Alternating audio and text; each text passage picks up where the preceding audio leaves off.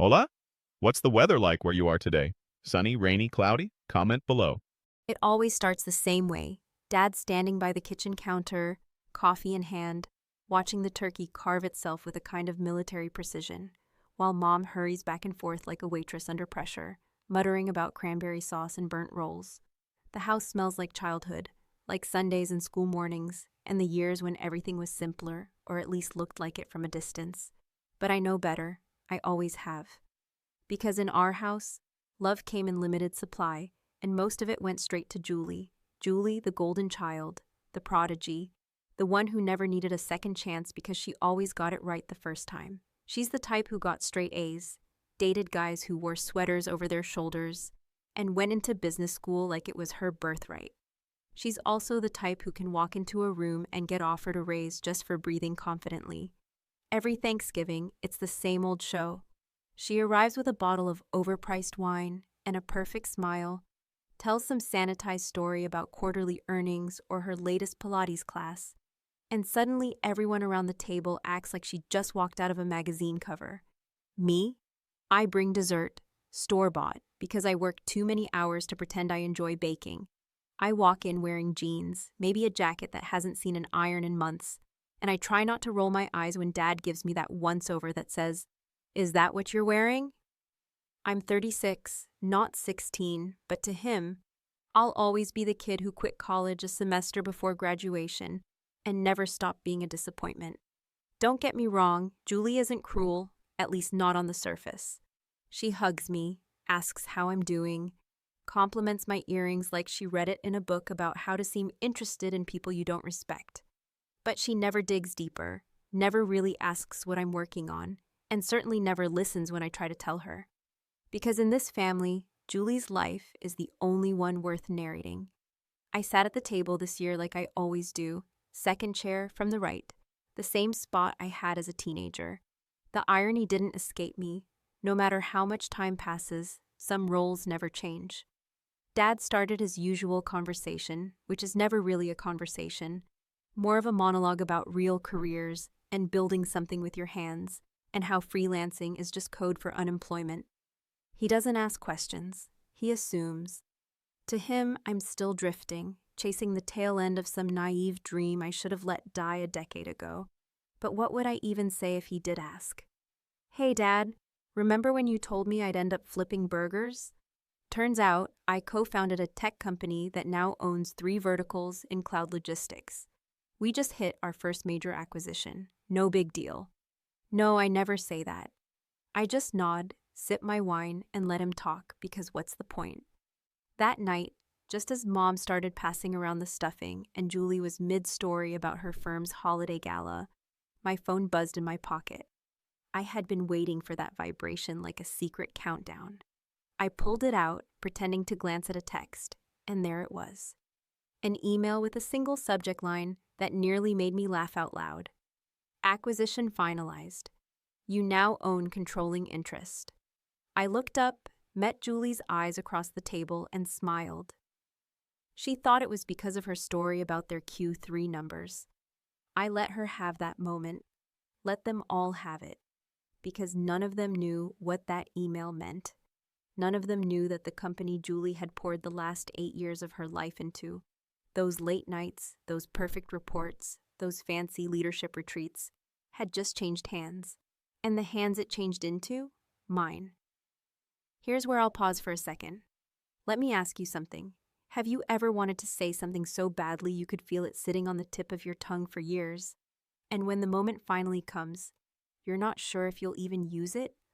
That was me, sitting there listening to my father praise Julie for being committed and driven, while the truth burned behind my teeth like a lit match. But I didn't say a word, not yet. I wanted it to marinate. I wanted to feel what it was like to hold power in silence. All these years, I'd been painted as the mess, the black sheep, the one who never figured it out. But I had.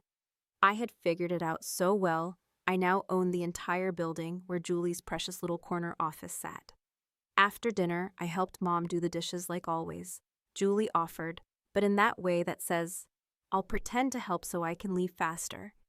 Dad went to watch football. He didn't say thanks, didn't say goodnight, Didn't say anything, really. And that's fine, because next Sunday, when he calls another dinner just to talk, I'll be ready. He'll ask the same question he always does. And this time, I won't just have an answer, I'll have the truth. And it's going to hit like a freight train. The first time I realized that Julie was on a pedestal too high for reality to ever knock her down was during a Christmas morning when we were both in our 20s, sitting cross-legged on the living room floor, still in our pajamas, surrounded by wrapping paper and the scent of cinnamon rolls.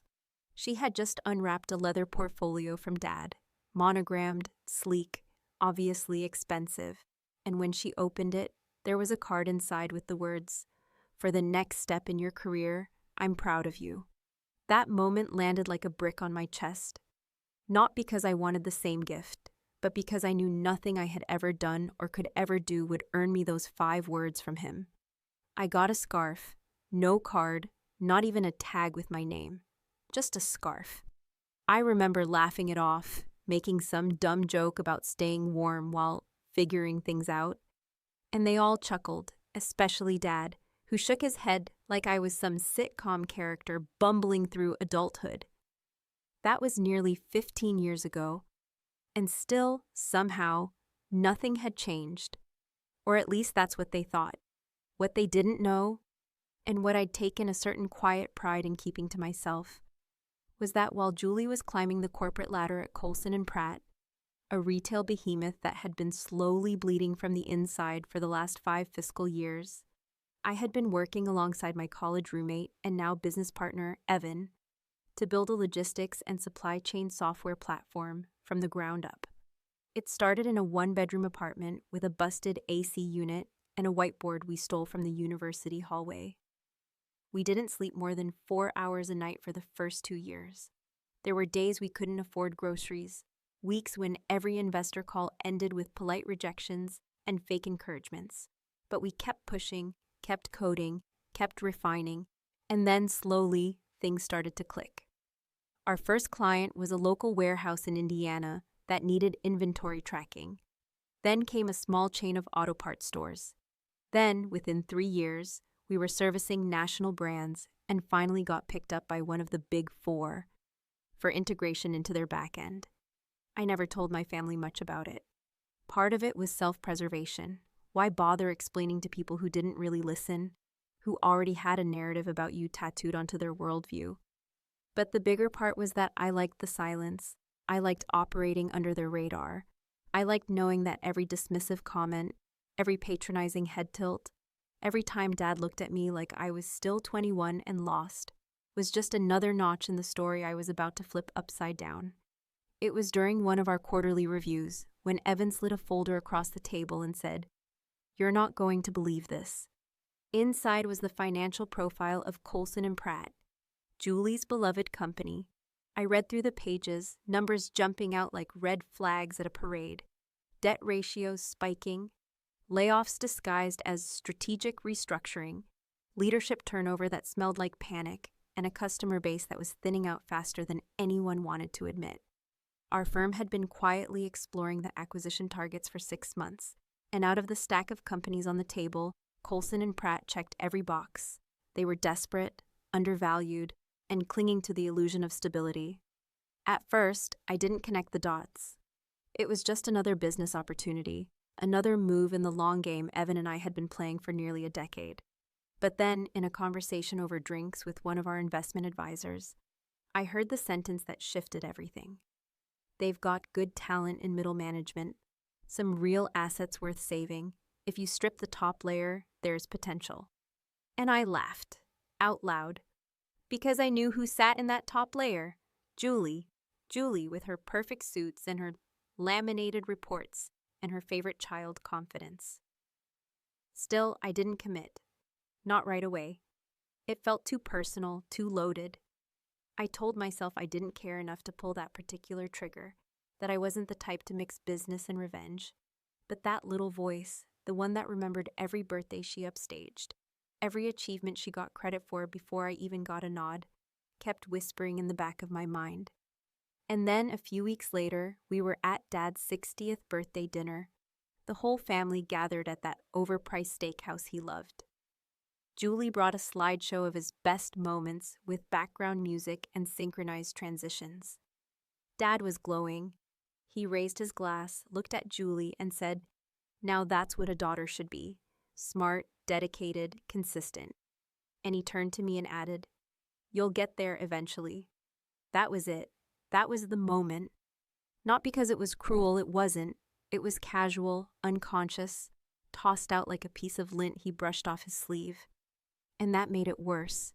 That he didn't even see the cut he made, didn't even register it. I looked at Julie, saw the way she tried not to smirk, and I realized I wasn't waiting anymore. The next morning, I called Evan. "Let's buy it," I said, my voice calm, steady, but burning at the edges. "All of it, and don't tell anyone, not yet." I wanted it to be quiet. I wanted it to be clean, but most of all, I wanted it to be mine.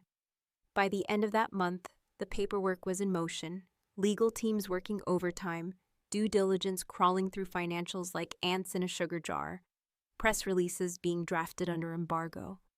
Julie was still going to work every morning thinking she was ascending, not knowing that the ladder she was climbing was leaning against a wall that was about to collapse.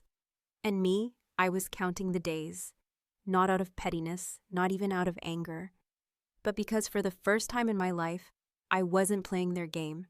I was rewriting the rules.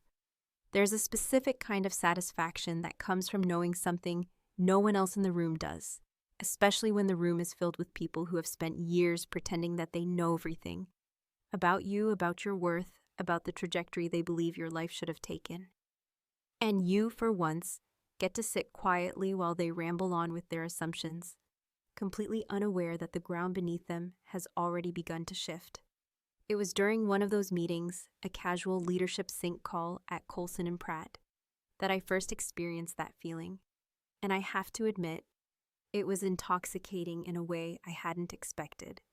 Watching Julie click through a polished PowerPoint, highlighting her department's quarterly wins with rehearsed confidence, never once glancing at the one black tile on the Zoom screen that belonged to a consultant observer, was like watching a play where the audience doesn't know the ending, but the understudy does. It had taken a few weeks to get everything into place. Our acquisition wasn't just financial, it was surgical. We didn't want fanfare, no press leaks, no attention-grabbing headlines. Just quiet power. Evan and I had designed it that way, working with lawyers who specialized in anonymity and shell entities, so when the controlling interest shifted, it wouldn't immediately raise flags. Julie had no idea that the firm she served with such pride, the one she believed she was helping steer back to profitability, was now answering to a board where the most silent chair was mine. We hadn't spoken in weeks, not since Dad's birthday dinner, not since the moment I decided this wasn't just business anymore. It was personal in a way that didn't feel petty, but instead felt precise, necessary, like correcting a long-standing imbalance that had festered for years, unchecked. And maybe it wasn't just about Julie. Maybe it was about all the times I let people, including myself, believe I was less simply because I wasn't loud about being more. As part of our transition plan, I scheduled a site visit under the pretense of being a third-party strategist. No big deal, just another consultant in a parade of outsiders these companies parade through to pretend they're listening. Julie, ever the team player, greeted me at the lobby with her signature handshake, firm, warm, professional. She didn't recognize me, not immediately. I had gone by a different last name, using my legal business entity's identification instead of my personal one. I watched her closely, studied her movements, the slight tilt of her head when she talked numbers, the way she led her team with a balance of charisma and controlled fear she had learned well.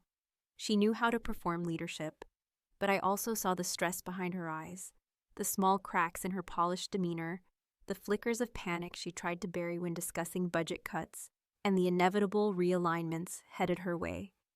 I sat through the strategy meeting like a ghost, listening to her outline a recovery plan I already knew was doomed. Not because she was incompetent, Julie, despite her flaws, was sharp, but because the foundation she was standing on had been rotting long before we bought it. She was rearranging deck chairs on a sinking ship, and I was the quiet tide pulling it under, When the meeting ended, she thanked me, offered a smile that didn't quite reach her eyes, and escorted me to the elevator. "Hope you didn't find it too depressing," she joked, tapping her keycard against the panel. "We're in the middle of some tough transitions." I nodded, the corners of my mouth lifting slightly. "Transitions can be good," I said, stepping in. "Sometimes they change everything." The next phase moved quickly. The internal memo about restructuring was drafted. HR started preparing the necessary files. Julie, being mid-management but high cost, was flagged for evaluation. It wasn't a direct firing. It was never going to be that brutal. We wanted her to squirm, not vanish. We wanted her to feel the shift, the creeping realization that the empire she thought she was helping rebuild had already been sold brick by brick, while she was too busy printing graphs to notice. Dad, meanwhile, remained oblivious, still calling me once a month to ask if I'd figured out what I'm doing with my life. Still praising Julie during family calls, still referring to her promotion as imminent, even though I had already seen the memo suggesting her position might be redundant in the new structure. I listened without correction, without bitterness. Every lie he spoke was just another stitch in the silence I had learned to wear like armor. But the dinner, that was still coming. The real moment, the reveal. I wasn't planning it like a scene in a movie. It wasn't about spectacle. It was about clarity. It was about looking across the table and, for the first time in 3 decades, not flinching when my father asked, "When will you finally grow up like your sister?" It was about responding, not with rage or tears, but with truth so sharp and simple that it would cut deeper than any shouted rebuttal ever could. I knew Julie would feel it first. The tremor, the crack in the ceiling she hadn't noticed. I imagined her sitting in her office when the final announcement came down, reading the email, seeing the name of the new parent company, and realizing, perhaps slowly, perhaps all at once, that the one person she had spent a lifetime quietly outperforming in her mind now owned the very ground she walked on. And what would she do then? Call me? Cry to Dad? Deny it? None of that mattered, because what mattered was the silence after. And that silence, well, it was almost here. There are moments in life when time seems to swell, not in the cinematic way people often exaggerate with slow-motion dramatics, but in the quieter, more sinister sense, where every glance, every sound, every twitch of a facial muscle feels deliberate and exaggerated, like the universe has paused to bear witness to a collision it's known was coming for years, but delayed for the sheer thrill of it. That Sunday dinner had exactly that quality. The weighted hush before a storm, not announced by thunder but by the calm precision of intent. And I walked into my parents' house not with anxiety, but with the unsettling clarity that comes only when you know the outcome before the game has even begun. The table had already been set when I arrived, with Mom flitting between the kitchen and the dining room like she always did, humming something tuneless under her breath while overcompensating for emotional discomfort with extra sides and overly folded napkins. Dad was in his armchair, pretending to read the news, but clearly waiting for the performance to begin. And Julie, punctual as always, was perched on the edge of the couch, legs crossed at the ankle, sipping white wine and scrolling through her phone with a casual detachment that suggested she was already bored before the evening had even truly begun. I greeted them all with the kind of pleasant neutrality that takes years of practice to perfect, the kind that lets everyone believe you're playing along while you're quietly waiting for the curtain to rise on your own private act. Dinner started the way it always did, with small talk, with the safe subjects of weather, traffic, and Mom's eternal battle with the neighbor's dog digging up her garden. Julie talked about a recent conference she'd attended, full of self-deprecating anecdotes about delayed flights and awkward networking mixers. And Dad hung on every word as if she were narrating the second coming of economic salvation. I listened, nodded in the right places, and responded just enough to appear engaged without betraying the storm, waiting behind my calm. And every now and then I glanced at my phone under the table, checking for the exact time the internal memo was scheduled to hit her inbox. It was surreal, really, knowing that while she sat there confidently discussing budget plans and her future with the company, the very foundation of that future was already dissolving in the inbox she hadn't yet checked. I'd timed it intentionally, her notifications silenced over dinner, her routine one of focus and eye contact, no interruptions until the plates were cleared. And I knew, without a shred of doubt, that the moment would arrive just after dessert, right when the conversation always drifted from surface chatter into Dad's favorite sport, career evaluations, and backhanded life advice. He didn't disappoint. Once the roast had been cleared and the wine had been topped off again, he leaned back with that familiar look of casual superiority, his arms folded across his chest like a man convinced his perspective carried biblical weight, and he turned to me with that same tired sigh he's used for over a decade. "So, Claire," he said, and even the way he said my name sounded like a lecture waiting to happen, "have you thought about what your next step is? I mean, you're not getting any younger, and at some point, you've got to stop playing around and find something real, you know? Something like what Julie's built." Julie, ever the diplomatic sibling, gave me a soft smile, the kind people give to stray dogs they feel bad for, but wouldn't take into their home, and added, "Dad just wants you to be happy, Claire, and secure. It's not about competition." I looked at her for a moment, really looked at her, the impeccable hair, the rehearsed empathy, the genuine belief that her concern was benevolent rather than condescending. And then I turned back to Dad, set down my glass slowly, and let the moment stretch. "When will I grow up like Julie?" I repeated, the words tasting like metal on my tongue, like something long buried that had finally clawed its way up. "I did last month." There was a beat of silence, just long enough for someone to shift uncomfortably in their chair. "When I bought the company she works for." It didn't register at first, not completely.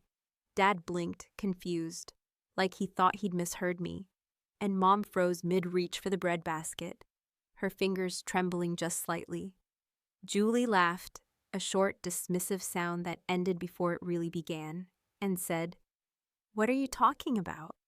Her phone buzzed then, almost on cue, and I watched her pick it up out of instinct more than urgency, unlock it, glance at the notification, and then freeze. Her expression changed slowly, like ice melting in reverse, confusion giving way to dawning realization, then disbelief, and finally, the brittle silence of panic. She stared at the screen longer than necessary, lips parted, eyes darting across the lines of the internal memo that spelled it out in cold, unambiguous language. She didn't speak. She didn't need to. The color draining from her face said more than words ever could. Dad turned to me then, not angry, not even shocked, just stunned, like a man who's walked into his own house and found all the furniture replaced without warning. "You what?" he asked, his voice small, like it had shrunk along with the certainty he always carried. "You bought it?" I nodded, just once, not smug, not triumphant, just honest. "Yes," quietly, a controlling interest, effective last week. For the first time in my life, he didn't have a speech ready.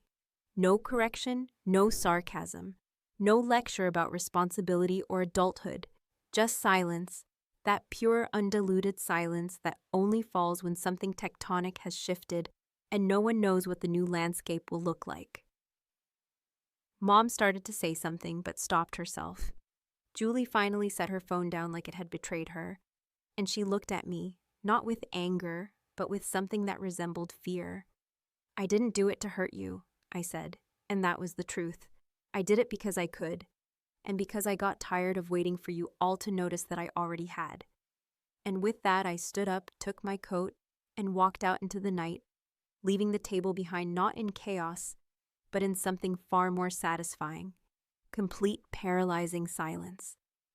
The days that followed were strangely quiet, not in the peaceful, everything is resolved way people imagine closure to feel like in the neatly packaged morality tales they cling to for comfort, but in the disorienting, echo-heavy quiet that follows an earthquake, where walls still stand but something in their foundation has been fundamentally altered, slightly cracked, slightly off-center, as though the very air is trying to remember how to breathe around what it now knows.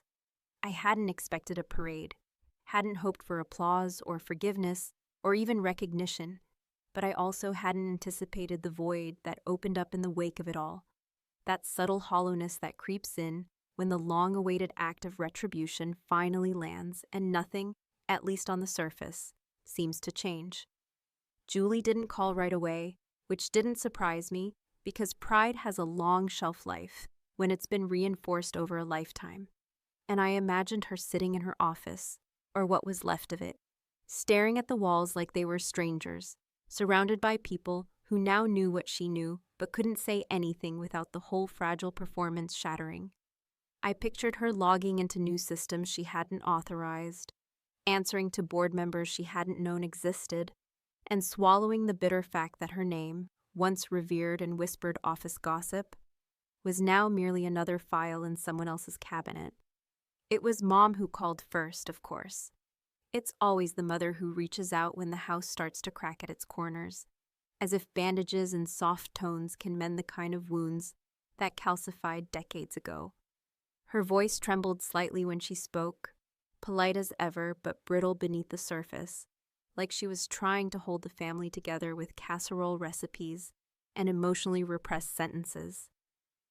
"Claire, honey," she said, and it almost broke me, that voice I knew too well, the one that had never stood between me and Dad's harshness, the one that had let silence do the disciplining.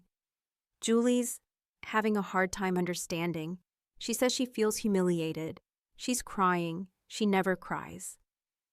I let her words sit in the air between us, waiting to see if they meant something more than just guilt disguised as concern, but they didn't.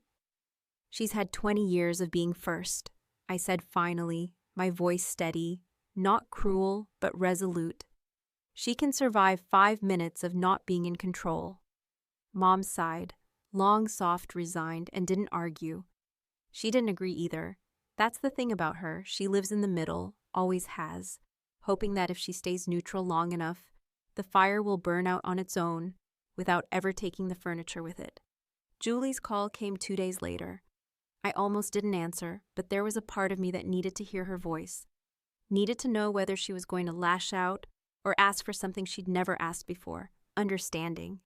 She didn't start with hello. "Did you do it just to watch me fall?" she asked, straight to the point, her voice low, raw, not angry but empty, as though she was still trying to locate the ground beneath her feet. "No," I said, because it was the truth, and because lying would have been easier but pointless. "I didn't do it to hurt you. I did it because it was a smart move, and because I was tired of pretending I wasn't capable of more than you ever saw in me."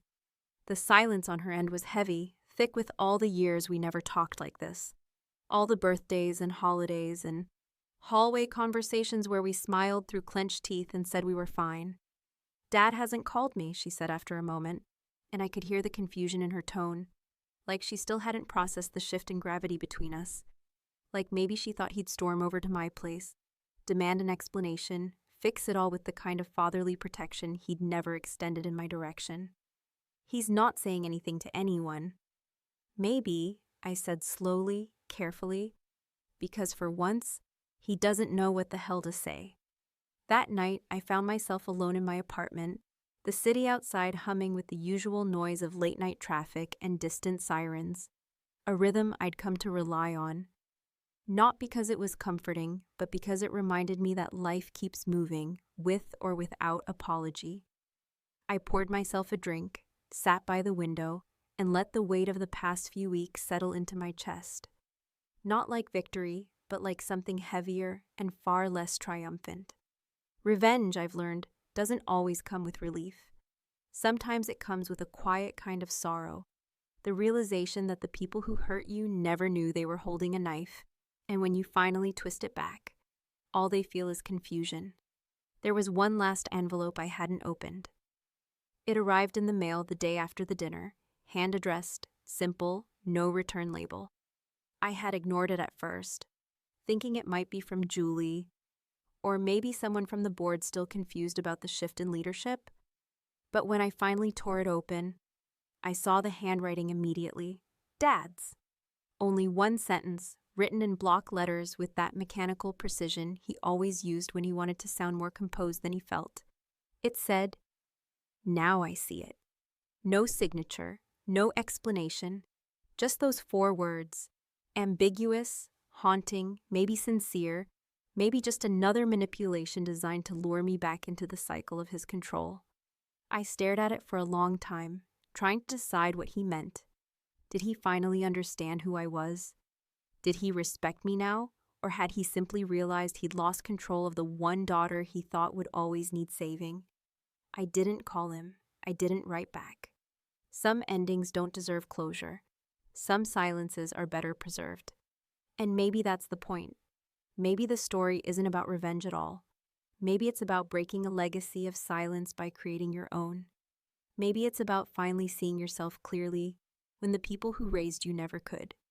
Or maybe it's just about power, about what happens when the one who was always underestimated stops needing to be seen and decides instead to own the room.